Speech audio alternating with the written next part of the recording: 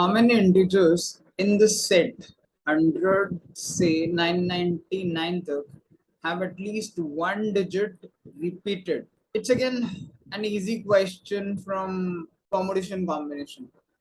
हालांकि आपको ये लग सकता है कि यार हर क्वेश्चन को आप इजी बोलते हो, कोई डिफिकल्ट भी बोलते हो, बट एक्चुअली में डिफिकल्ट है नहीं, तो डिफिकल्ट बोलूँ कैसे? कुछ जो डिफिकल्ट आता है, जो मीडियम होता है, उसे हम डिफिकल्ट ही बोलते हैं, बट ये इतना मुश्किल क्वेश्चन नहीं है एक्चुअली में। आप देखिए, बिकॉज आपको वो नंबर्स बताने की कितने ऐसे इंटीजर हैं 100 से 999 के बीच जिसमें कम से कम एक डिजिट रिपीट हो रही है। जब भी ऐसा कोई केस होता है ना, एटलीस्ट वन डिजिट रिपीटेड, इसको हम इस तरीके से करते हैं कि जितने भी हमारे टोटल नंबर्स हैं उसमें से अगर हम माइनस कर दें वो नंबर जिसमें none of the digits repeated, none of the digits repeated, तो हमें वो नंबर मिल जाएंगे जिनमें एटलीस्ट एक डिजिट रिपीट हो रही है। यानी टोटल जितने भी हमारे नंबर है, हमारे टोटल नंबर है 100 से 999 तक। ये भी आपको ध्यान रखना चाहिए कि कितने नंबर है, कुछ लोगों को इसे काउंट करने में भी कंफ्यूजन होता है। तो अगर आप 100 से 999 देखोगे तो ये 900 यानी 900 नंबर है। इसमें से मुझे चाहिए जिसमें कम से कम एक डिजिट रिपीट हो, तो मैं वो माइनस कर देता हूँ ना जिसमें एक भी डिजिट रिपीट ना हो रही हो। तो एक भी डिजिट रिपीट ना हो रही हो ऐसे कितने नंबर होंगे? देखिए, ये 3 डिजिट नंबर है, ये आपकी वंस पोजिशन है, ये टेंस या हंड्रेड्स। तो इसमें एक भी डिजिट रिपीट ना हो, इसके लिए हम क्या करते हैं? ये बहुत ही सिंपल। आपके पास 9 डिजिट होती है, 1 2 3 4 5 6 7 8 9, ये तो सॉरी 10 डिजिट होती है। तो इन 10 डिजिट से ही हम नंबर बनाते हैं। तो 100th प्लेस पे इनमें से कोई भी, एक्चुअली जीरो नहीं आ सकता, तो 1 से लेकर 9 तक कोई भी 9 नंबर आ सकते हैं। 1 आ सकता है, 2 3 4 5 6 7 8 9, कोई सा भी नंबर आ सकता है। हमेशा हम 100th प्लेस से शुरू करते हैं। अब 10th प्लेस पे इनमें से एक नंबर कोई चला गया होगा, सपोज करिए 4 चला गया होगा, लेट सपोज यहाँ पे आपने 4 लिख दिया होगा। तो अब जो बचे हुए नंबर्स हैं उनमें से, मतलब कितने नंबर बच गए? अब 9 नंबर्स बच गए, क्योंकि यहाँ पे जीरो आ सकता है। 100 प्लेस पे जीरो आ नहीं सकता था, वरना 3 डिजिट नंबर बनता ही नहीं। तो बचे हुए अब नंबर हो गए हमारे पास 9, तो यहाँ पर भी 9 नंबर्स आ सकते हैं, कोई सा भी 9 आ सकता है। अब एज्यूम करिए, मान लीजिए आपने 7 यहाँ लिख दिया, तो 7 भी अब चला गया। अब हम रिपीट कर नहीं रहे, ठीक है? तो जैसे यहाँ पे 4 आ गया था, तो यहाँ पे 4 नहीं आ सकता था, उसको छोड़ के कोई भी नंबर आ सकता था। ऐसे यहाँ पे 4 और 7 आ चुका है, तो इन दोनों को छोड़ के बाकी के कितने नंबर बचे? 8। तो हमारे टोटल नंबर होंगे, क्योंकि ये डिपेंडेंट केसेस है, इनको मल्टीप्लाई कर दीजिए, दैट विल बी 81 इंटू 8। इसे आप डायरेक्ट भी कर सकते थे, विच इज 8 648। तो आप इसमें से 648 माइनस कर दीजिए, बिकॉज 648 नंबर ऐसे होंगे जिसमें कोई डिजिट रिपीट नहीं हो रही होगी। तो 900 में से 648 माइनस करूँ तो I guess will get is 252, and that is our answer कि 252 ऐसे नंबर होंगे जिनमें एटलीस्ट वन डिजिट जो है रिपीट होगी ही होगी। तो बताइए, अब ये बहुत डिफिकल्ट क्वेश्चन है, तो इसे इजी की कैटेगरी में ही डालना पड़ेगा। आप बस बेसिक्स पे ध्यान दीजिए। कैट कोई बहुत ज्यादा डिफिकल्ट क्वांट नहीं पूछता है जैसा बहुत लोगों को लगता है। आप बेसिक्स क्लियर कर लेंगे हर टॉपिक के, you can easily score 98 99 percentile plus. It's very easy. बस आपकी प्रिपरेशन की जो स्ट्रैटेजी है, जो तरीका है, वो सही होना चाहिए। एक बार दोबारा से इस क्वेश्चन को देखिए, it's really easy to solve this question. Total 900 numbers में से हमने वो नंबर माइनस कर दिए जिसमें कोई भी डिजिट रिपीट नहीं होती, और ऐसे नंबर थे 9 इंटू 9 इंटू 8 यानी 648। जो हमारा आंसर आया 252, वो एटलीस्ट वन डिजिट रिपीटेड वाले नंबर्स हैं। Try this again. A batsman played n+2 innings and got out on all occasions.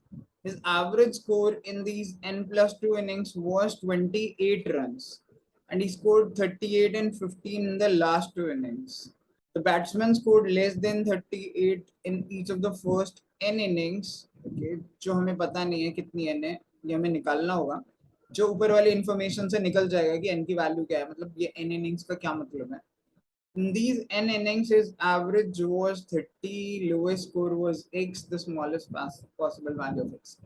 You can call this a medium level question. अब इसे तो easy नहीं कह रहे हम, it's a medium level question from averages। हालांकि ये भी बहुत difficult नहीं है अगर आप average को concept समझते हैं। इसे हम traditionally solve नहीं करेंगे, average के concept से करेंगे।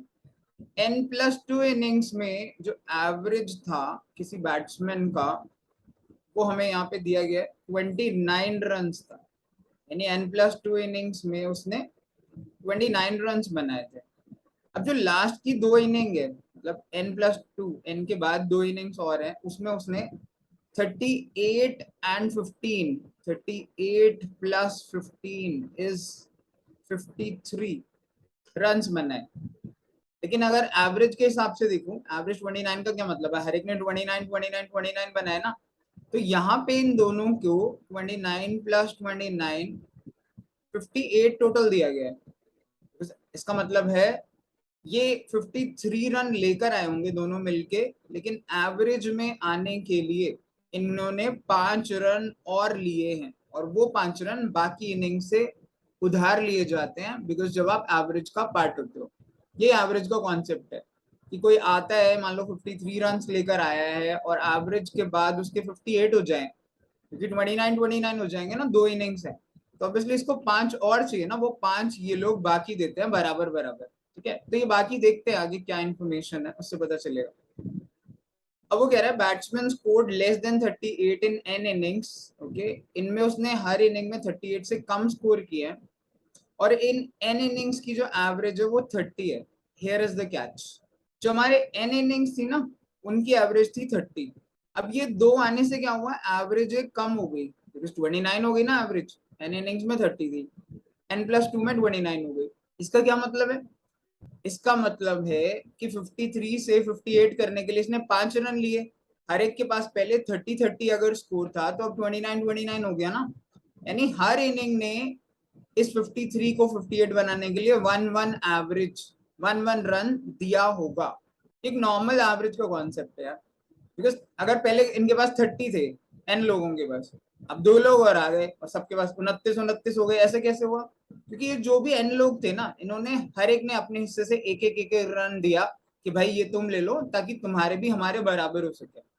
तो अब इनको जरूरत थी, इनके पास 53 तो ऑलरेडी थे, 29 एवरेज के लिए इनको 58 चाहिए थे ना, इनको 5 की जरूरत थी। तो ये जितने भी एन लोग थे, हर एक ने एक एक दिया, तब जाके इनके पास 5 हुए। तो एन की वैल्यू कितनी होनी चाहिए, आप मेंटली बता सकते हो। ऑब्वियसली एन की वैल्यू 5 ही होनी चाहिए, क्योंकि 5 इनिंग, हर इनिंग एक एक रन दे रही है, और इनको 5 रन मिल रहे हैं, तो ऑब्वियसली एन की वैल्यू 5 ही होगी ना। 5 ही तो इनिंग रही होंगी जिन्होंने एक एक रन इनको दिया होगा, ताकि 5 रन इनके पास हो जाए। ये कॉन्सेप्ट है एवरेज का, अगर आप इसे समझते हो तो आप बहुत जल्दी ये नंबर्स निकाल सकते हो कि इनकी वैल्यू क्या है। अदरवाइज आपको इक्वेशन बनानी पड़ेगी, सॉल्व करनी पड़ेगी, that is time consuming.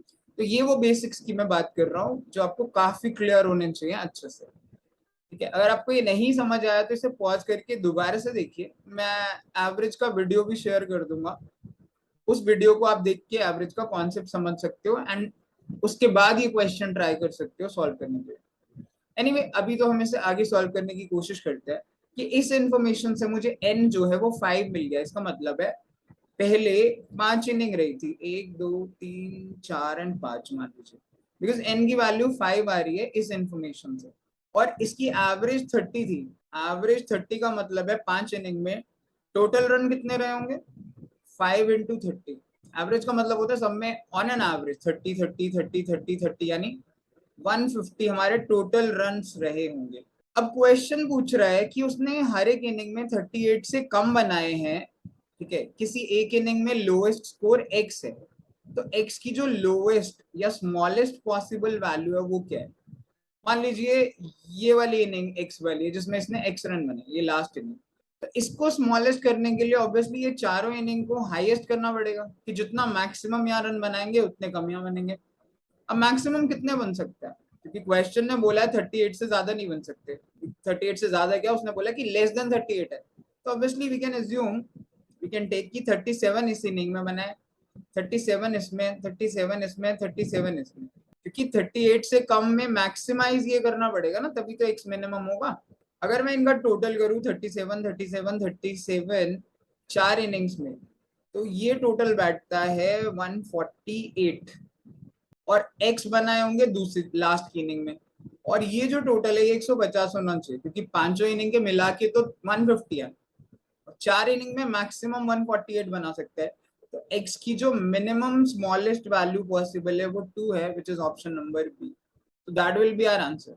Actually ये थोड़ा सा आपको लग सकता है difficult question medium level, but it's a very simple question if you know the concept of averages. हमें जो इन्फॉर्मेशन गिवन थी कि n+2 इनिंग्स में एवरेज 29 है और n इनिंग्स में एवरेज 30 है, इससे हम ये समझ जाते हैं कि ये जो 2 इनिंग्स आई है इसकी वजह से एवरेज एक कम हुई है। यानी जो भी लोग n थे, इन लोगों ने एक एक रन अपनी इनिंग में से इन दोनों को दिया ताकि एवरेज बराबर हो सके। एवरेज का मतलब ये होता है, इसीलिए तो हम इसको रॉबिनहुड का कॉन्सेप्ट कहते थे कि अमीरों से लेकर गरीबों में बांटा जाता है ताकि सबको बराबर हिस्सा मिल सके। तो इन एन ने हर एक ने एक एक रन दिया होगा, तब जाके इनके पास 29 यानी टोटल 58 हुए होंगे, और 53 तो उनके पास थे ही। तो अगर हर इनिंग एक एक दे और इनको 5 मिले तो कितनी इनिंग रही होंगी? ऑब्वियसली 5 ही इनिंग रही होंगी, बिकॉज हर इनिंग ने एक ही रन तो दिया है। जो एवरेज में डिक्रीज है 30 से 29 वो एक ही है। इससे हमें एन की वैल्यू 5 पता चल गई थी। एन की वैल्यू 5 पता चलने के बाद हमने ये देख लिया था, क्वेश्चन में गिवन था कि इन 5 इनिंग्स का एवरेज 30 है, तो टोटल स्कोर 150 रहा होगा। और किसी भी इनिंग में 38 से ज्यादा रन, 38 से कम स्कोर होना चाहिए। तो हमने 4 इनिंग्स में मैक्सिमम 37 लिया, ताकि फिफ्थ इनिंग जो हमारी एक्स है वो मिनिमाइज हो सके। अगर आपको इसको मिनिमम करना है तो ऑब्वियसली बाकी सबको मैक्सिमम करना पड़ेगा। यही कॉन्सेप्ट हमने लगाया। तो 4 इनिंग में 148 रन ही बन सकते हैं, इससे ज्यादा बन ही नहीं सकते। एक्स की मिनिमम वैल्यू 2 पॉसिबल है, जो ऑप्शन नंबर बी था। तो दैट वाज आवर आंसर। अगर आप कॉन्सेप्चुअली करोगे you can solve this question very fast. एक बार आप वीडियो को 2-3 बार देखिए, क्वेश्चन को दोबारा सॉल्व करिए, या फिर हमारा एवरेजेस का कॉन्सेप्ट का वीडियो देखिए, उसे समझ के दोबारा ट्राई करिए, and you should be able to solve it.